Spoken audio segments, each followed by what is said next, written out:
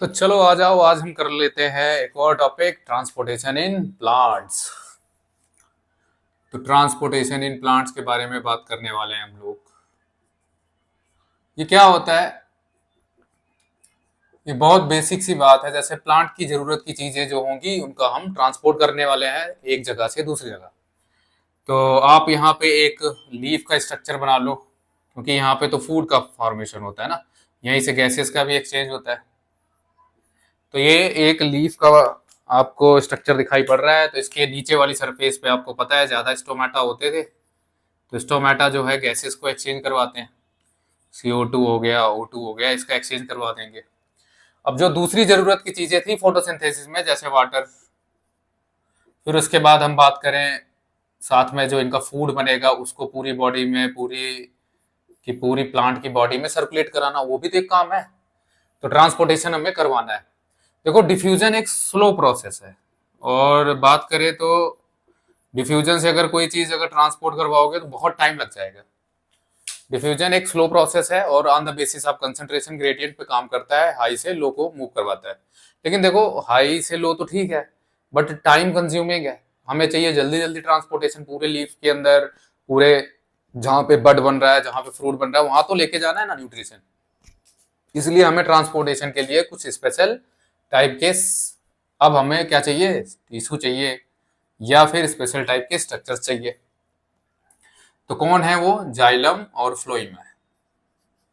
Xylem और phloem है आपके ये स्ट्रक्चर जो करेंगे इस तरह का काम। अब जो जाइलम है उसके फंक्शन के बारे में समझे पहले। तो जाइलम के बारे में अगर हम यहाँ पे कुछ बातें डिटेल में समझें और लिखें उनको, जो बहुत इंपॉर्टेंट बातें हैं। तो जाइलम के अंदर पहले क्या क्या होता है, तो आपको पहले ट्रैकिट्स मिल जाएंगे। ट्रैकिट्स मिल जाता है, इसके अंदर वेसल मिल जाता है, और जाइलम फाइबर वगैरह मिल जाएगा। जाइलम फाइबर और जाइलम पैरेन्काइमा, ये चार तरह के सेल मिल जाएंगे। फाइबर मिल जाएगा, फिर उसके बाद जाइलम पैरेन्काइमा मिल जाएगा। अब इन सब के बारे में अगर ध्यान से एक चीज समझा जाए तो ये क्या क्या करते हैं इसके बारे में जानते हैं। तो पहले हम यहाँ पे जाइलम के बारे में डिस्कस करते हैं बात कुछ, ठीक है। तो जाइलम क्या क्या करता होगा। जाइलम का पहला एक मेन पॉइंट याद रखना है कि ये यूनिडायरेक्शनल फ्लो करवाता है। यूनिडायरेक्शनल मतलब कि रूट से इसने वाटर मिनरल को खींचना है और लेके जाना है लीफ तक। उल्टा नहीं करेगा, लीफ से वाटर की तरफ, लीफ से रूट की तरफ नहीं ले जाएगा। तो यूनिडायरेक्शनल फ्लो कराएगा इसमें, यूनिडायरेक्शनल फ्लो है, ठीक है, पहला पॉइंट। और कहां से कहां हमेशा होता है? रूट से लीफ की तरफ। रूट से हमेशा लीफ की तरफ ट्रांसपोर्टेशन कराएगा, ठीक है ना। और एक बात, ये क्या करता है? एक्टिव प्रोसेस के थ्रू। एक्टिव प्रोसेस होता है कौन सा? जिसमें एनर्जी यूटिलाइज होती है।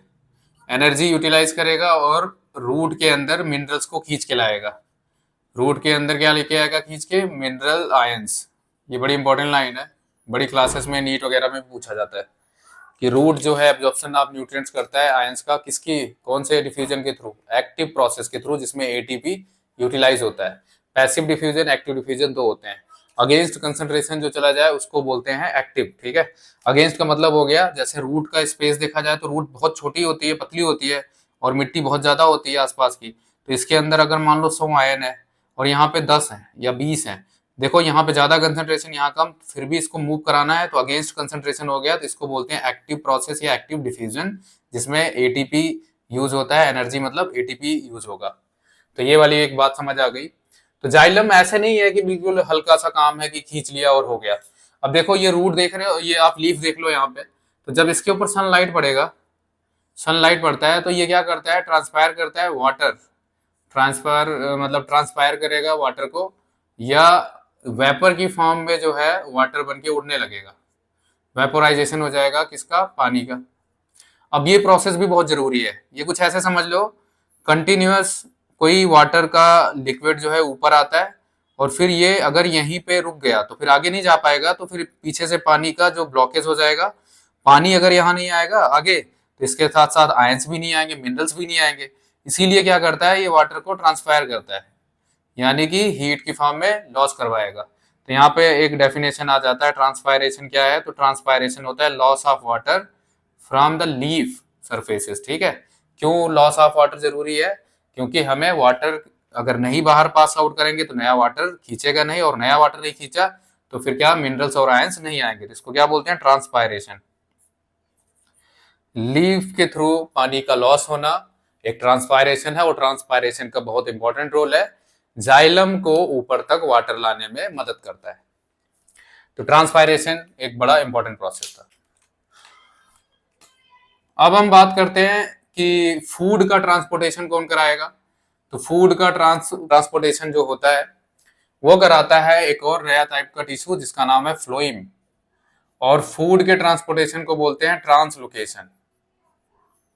ट्रांसलोकेशन एक जगह से दूसरी जगह मूव कराना। वाटर के अंदर ये अपने फोटोसिंथेसिस से अमाइनो एसिड, प्रोटीन्स और ग्लूकोज ये सब डालता जाएगा। ठीक है ना, ये सब डालता जाएगा किसके अंदर, इस फ्लोइम के अंदर। तो फ्लोइम के अंदर डालता जाएगा, तो फ्लोइम जो है इसको ट्रांसपोर्ट कराता है, ट्रांसलोकेट कराएगा। लीफ में बना है, और जहां जहां जरूरत होगी, कहाँ जरूरत होगी इसकी भाई, बड में, जैसे जैसे नया बड बन रहा है, फ्रूट बन रहा है, सीड बन रहा है, इन सब जगहों पे लेके जाएगा कि भाई यहाँ पे रिक्वायरमेंट है, इनको सप्लाई दो। इसको बोलते हैं ट्रांसलोकेशन। तो इसमें कौन कराता है, फ्लोइम। फ्लोइम जो है इस तरह से आप एक स्ट्रक्चर समझो, जो फ्लोइम है इसके साथ ये एक डंबल जैसा मैंने स्ट्रक्चर बनाया, इस तरह का। तो यहाँ पे देखो डॉटेड डॉटेड में ऐसे बहुत सारी इस तरह से कर दिए लाइनें। फिर उसके बाद यहाँ पे जो है ऐसे सेल्स को मैंने इस तरह से डबलिंग कर दी। तो ये जो इसके साथ साथ सेल्स है मैंने बनाया, ये इनका नाम है कैंपेनियन सेल। कंपेनियन सेल, बात समझना इसका, इसके पास न्यूक्लियस नहीं है इस ट्यूब के पास। जब इसके पास न्यूट्रिएंट्स आ जाते हैं तो इसके आगे ट्रांसपोर्ट करवाने में मदद करता है इसका न्यूक्लियस। तो इस तरह से आगे ये फूड को मूव कराएंगे। ठीक है, ये एक फ्लोइम का स्ट्रक्चर है। ये वाला बीच में जो बनाया मैंने इसका नाम है सीप ट्यूब, और ये वाला जो है कंपेनियन सेल है। ठीक है ना, इस तरह से इसको मल्टी डायरेक्शनल में ये मूव कराता है। डिमांड के हिसाब से क्या करेगा, मल्टी डायरेक्शनल में इसको मल्टी डायरेक्शन में मूव कराता है। मल्टी डायरेक्शन एक वर्ड इंपॉर्टेंट है। फ्लोइम और जाइलम में यही तो डिफरेंस है, मल्टी डायरेक्शन में काम करवाता है। जैसे पतझड़ आ गया तो पत्ते तो सारे गिर गए, अब तो खाना है नहीं ऊपर ना, वरना बनेगा। तो क्या करते हैं, जो नीचे स्टोर किया है रूट में, तो उसको फिर से वापस ले जाएंगे कि लो भाई आप अपनी जरूरत के हिसाब से यूज करो। बहुत सिंपल सा टॉपिक था, पूरा का ट्रांसपोर्ट इन प्लांट्स देख लिया आपने। तो अब आगे एक बात करते हैं, टॉपिक है एक्सक्रीशन। तो एक्सक्रीशन आ गया ह्यूमंस का। ठीक है, एक्सक्रीशन के बारे में बात करेंगे। तो जो भी हमारे अंदर हार्मफुल सब्सटेंस बनते हैं जो खतरनाक है हमारे शरीर के लिए, इनको अब हम रिमूव करेंगे। तो रिमूव करने के लिए जो प्रोसेस होगा लिविंग ऑर्गेनिज्म का, उसको बोलते हैं एक्सक्रीशन। तो हार्मफुल सब्सटेंस को रिमूव करने के लिए हमारे अंदर एक सिस्टम है। देख लो यहाँ पे दो पेयर ऑफ किडनी होती है, यहाँ पे दो किडनी है, और यहाँ पे एक है आर्टरी और एक है वेन। इसमें देखा जाए तो यहाँ पे कोई एक आर्टरी है और एक वेन है। अब इसमें से आर्टरी का जो काम होगा वो लेकर आएगी इसकी तरफ, और वेन जो है यहाँ से लेके जाएंगे वापस। ठीक है, अब यहाँ पे देखो पेयर ऑफ यूरेटर्स मिल जाएगा आपको, किडनी भी पेयर है अपना, फिर एक ब्लैडर है, यूरिनरी ब्लैडर जहाँ पे यूरिन स्टोर होता है, और एक यूरेथ्रा है। तो हार्मफुल सब्सटेंस को रिमूव करना है। जैसे मान लो हम कोई भी चीज, प्रोटीन, अमाइनो एसिड कुछ भी कंज्यूम करते हैं, तो हमारी बॉडी में एक्सेस ऑफ अमाइनो एसिड के टॉक्सिक सब्सटेंस जनरेट होते हैं। अब उन यूरिक क्रिस्टल को, यूरिक एसिड को, अमोनिया को, इन सबको हमारी बॉडी से रिमूव करवाना है। तो रिमूव करने के लिए हमारे खून को क्या करना पड़ेगा, प्यूरिफाई करना पड़ेगा पूरी बॉडी को। तो हर एक पूरी बॉडी के जितनी भी खून है, जहां पे भी है, जिस जगह पे है, जहां पे भी यूरिक एसिड, अमाइनो एसिड का ब्रेक डाउन हुआ और इनके टॉक्सिक सब्सटेंस बने, इसको लेकर जाया जाएगा किडनी की तरफ। किडनी इसको क्या करेगी, फिल्टर करती है। तो किडनी यहाँ पे फिल्टर करेगी, और किडनी के अंदर जो है फिल्टर यूनिट है बहुत सारी। तो अब देखा जाए तो यूनिट कौन सी है, तो किडनी के अंदर जो यूनिट है फिल्ट्रेशन की, उसका नाम है नेफ्रॉन। तो यहाँ पे देखने को मिलते हैं नेफ्रॉन। एक डायग्राम बनाऊंगा जो बहुत प्यारी और बहुत सिंपल है, इसको आपने ध्यान रखना थी। कॉइल्ड हो गई ब्लड वेसल आके, फिर इस कॉइल्ड स्ट्रक्चर को इसने होल्ड किया एक चांद जैसे स्ट्रक्चर ने, जिसका नाम है बाउमन कैप्सूल। इस बाउमन कैप्सूल ने फिर इसको आगे मूव कराना है। ये आ गया जो पास वाला किडनी का हिस्सा, इसका नाम है पीसीटी, प्रॉक्सिमल कन्वोल्यूटेड ट्यूब्यूल। जैसा मैं स्ट्रक्चर बना रहा हूँ उसी तरह बनाना है। इसका नाम है एफरेंट आर्ट्रियोल, और ये निकल गई तो इफरेंट आर्ट्रियोल। ठीक है ना, और ये गोला जो बना इसका नाम है ग्लोमेरुलस, इसका नाम है ग्लोमेरुलस। ग्लोमेरुलस, ग्लोमेरुलस आ गया, ये आ गया पीसीटी, ये आ गया लूप ऑफ हेनले, इस तरह से जो घूमता हुआ गया। फिर ये एक स्ट्रक्चर आ गया, फिर यहाँ से देखो ये आ गया एक मेन पाइपलाइन जिसका नाम है कलेक्टिंग डक्ट। ये स्ट्रक्चर आपको ऐसे ही बनाना है जैसे मैं बना रहा हूँ, कलेक्टिंग डक्ट, और इसका नाम है लूप ऑफ हेनले।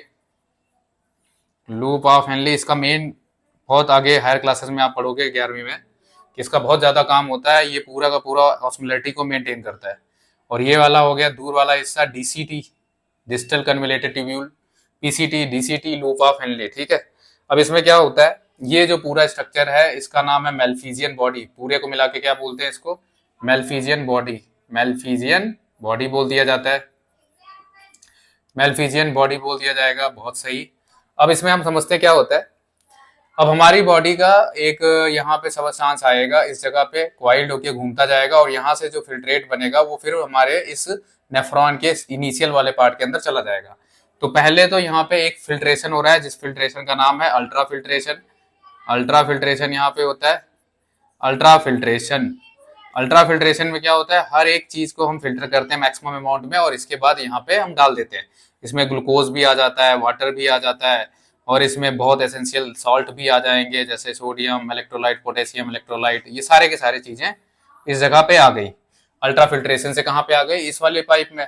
अब हमें पता है वाटर का रीअब्जॉर्प्शन करवाना पड़ेगा, ग्लूकोज का भी और कुछ एसेंशियल सॉल्ट का भी रीअब्जॉर्प्शन करवाना पड़ता है। तो रीअब्जॉर्प्शन होगा अकॉर्डिंग टू डिमांड।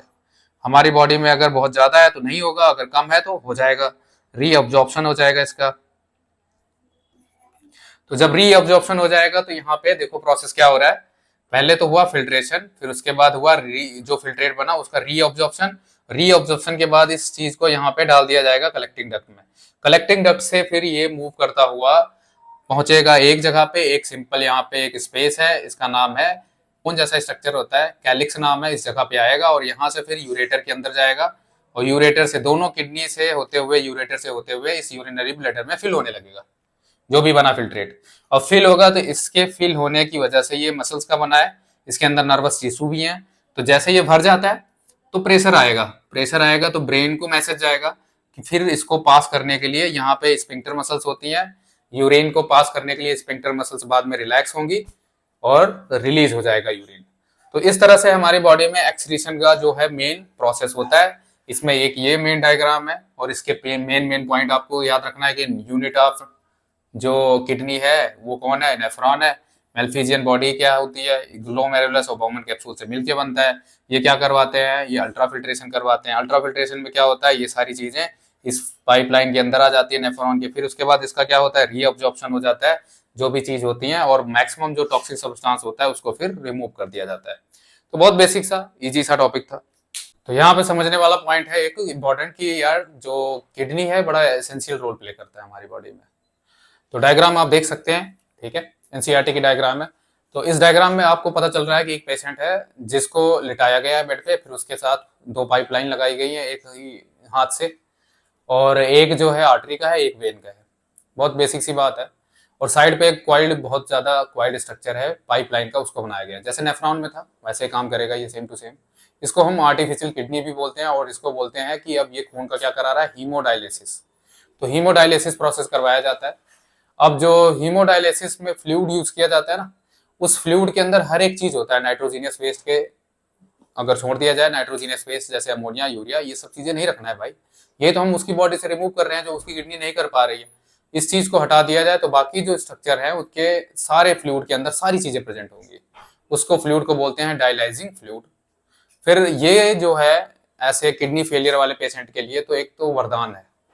अगर ये नहीं होता तो शायद पता नहीं कितने लोग जो है अपनी जिंदगी पहले। तो ये है हमारा एक जबरदस्त तरीका, ठीक है, कि किडनी अगर खराब हुई है तो हीमोडायलिसिस कराओ और आप जिंदगी को जियो। लेकिन ज्यादा अच्छा नहीं होता, ज्यादा लंबा नहीं टिक सकता, बट वो है कि चलो क्योर किया जा सकता है काफी हद तक। और एक और बढ़िया तरीका है कि ऑर्गन डोनेशन करवा लो। कोई किडनी अगर ट्रांसप्लांट करवाना चाहता है तो ऑर्गन चाहिए किडनी, तो वो किडनी अगर किसी की मिल जाए तो वो ऑर्गन डोनेशन करवा के किसी से लेके, या अपने परिवार रिलेटिव का, तो अपने बॉडी के अंदर लगवा सकता है। तो इससे भी उसकी प्रॉब्लम ठीक किया जा सकता है, ठीक है ना। ज्यादातर जो ऑर्गन डोनेशन होता है वो आफ्टर डेथ वगैरह के बाद होता है, या कोई ब्रेन डेड हो जाए तभी होता है। अदरवाइज जो कुछ हैं जो लाइव ऑर्गेनिज्म एक दूसरे को दे सकते हैं, जैसे लीवर का थोड़ा सा हिस्सा दे दिया जाए, लंग्स का दे दिया जाए, किडनी भी ट्रांसप्लांट होती है, और कॉर्निया आंखों की जो होती है उसकी भी ट्रांसप्लांटेशन कराया जाता है। हार्ट वगैरह का जो मेन सीवियर केसेस होता है ना, ये तो डेथ के बाद ही होता है, एक डेड बॉडी से निकाल के दूसरे में डाला जाएगा कि वो जिंदा रहे, ठीक है। तो ये वाला पूरा हिस्सा हो गया इसका कंप्लीट। अगला टॉपिक है, लास्ट टॉपिक है लाइफ प्रोसेस का, एक्सक्रीशन इन प्लांट। देखो भाई, एक्सक्रीशन इन प्लांट्स का बिल्कुल डिफरेंट मेथड है। वो तो अपने पत्तों के अंदर जो है ना टॉक्सिक सब्सटेंस जो भी है स्टोर करवाएगा, वो पत्ता सूख जाएगा, पत्ता नीचे गिर जाएगा, एक तो बढ़िया ये तो तरीका है। अब उसकी बॉडी में जैसे हमारी बॉडी का CO2 होता है टॉक्सिक सब्सटेंस, उनकी बॉडी का ऑक्सीजन है, क्योंकि उनको नहीं चाहिए ना ऑक्सीजन वगैरह, तो वो जैसे फोटोसिंथेसिस के टाइम रिलीज कर रहा था स्टोमेटा से, ऐसे उनके ज्यादातर जो है डेड सेल्स जो होते हैं वो स्टोर करते हैं, फिर अपने आप हट जाते हैं। तो इस तरह से रिमूव किया जा सकता है। और एक तरीका है इनके अंदर बहुत जबरदस्त की रेजिन और गम्स की फॉर्म में स्टोर कर लेते हैं। तो क्या है, रेजिन और गम की फॉर्म में स्टोर कर लेंगे, इन दोनों के फॉर्म में ये स्टोर करते हैं अपने टॉक्सिक सब्सटेंस, फिर रिमूव करते रहते हैं। और ये कहाँ पे स्टोर करते हैं, ज्यादातर जाइलम वाले सेल्स के अंदर। सेल है, इनके अंदर बड़ा सा एक वैक्यूल है, ये वैक्यूल भी जो है स्टोर करता है टॉक्सिक सब्सटेंस। फिर जरूरत पड़ेगी तो अगर टॉक्सिसिटी बढ़ती जाएगी तो ये इस सेल को ही क्या कर देता है, खत्म कर देता है, यानी डेड कर देगा, और फिर बाद में बार्क की फॉर्म में रिमूव हो जाता है। तो ज्यादातर तरीका है इनकी लीफ वगैरह तक पहुंचा दो, फिर वहां से ये रिमूव करवा देते हैं। तो प्लांट टॉक्सिक सब्सटेंस जो है स्टोर करते हैं रेजिन और गम्स की फॉर्म में, किसके अंदर, जाइलम टिश्यू के अंदर। और फिर उसके बाद बात करें, वैक्यूल्स भी है जो टॉक्सिक सब्सटेंस स्टोर करता है from different type of the plant cell से। फिर उसके बाद हम बात करें कि फोटोसिंथेसिस के दौरान जो ऑक्सीजन रिमूव हो रहा था वो भी एक एक्सक्रीशन का ही पैटर्न है। तो ये पूरा लाइफ प्रोसेस चैप्टर हो गया अब खत्म। Thank you.